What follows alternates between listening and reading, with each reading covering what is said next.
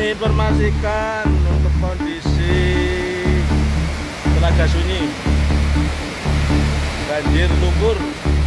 Pada Januari 2026, banjir bandang melanda kawasan wisata Telaga Sunyi di Baturaden, Banyumas. Dipicu oleh curah hujan ekstrim di lereng Gunung Slamet, aliran sungai meluap membawa lumpur, pasir, dan potongan kayu ke area wisata. Akibatnya, air yang biasanya jernih berubah keruh dan dangkal.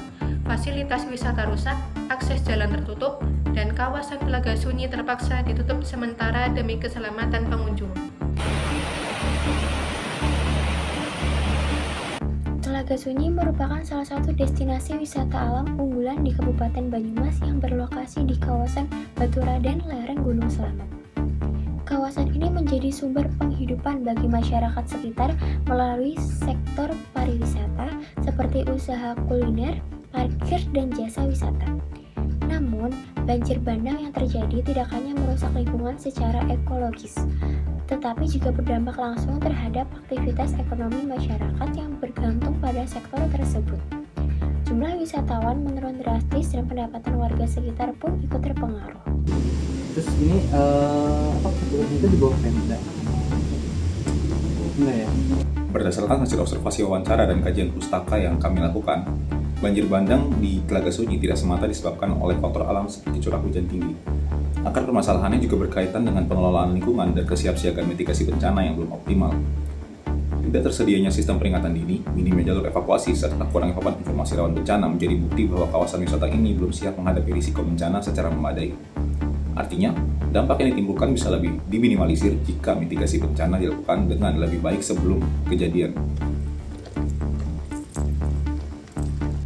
Menariknya, jika kita telah lebih dalam terkait bencana alam banjir bandang yang ada di Telaga Sunyi ini, ternyata banyak kaitannya dengan nilai-nilai Pancasila, yaitu sila yang kedua, kemanusiaan yang adil dan beradab, tercermin ketika masyarakat saling membantu proses evakuasi dan peduli terhadap sesama yang terdampak.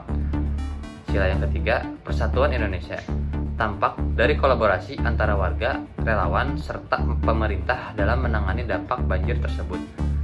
Sila yang keempat, mendorong pengambilan keputusan terkait penanganan bencana melalui musyawarah antara pemerintah dan masyarakat.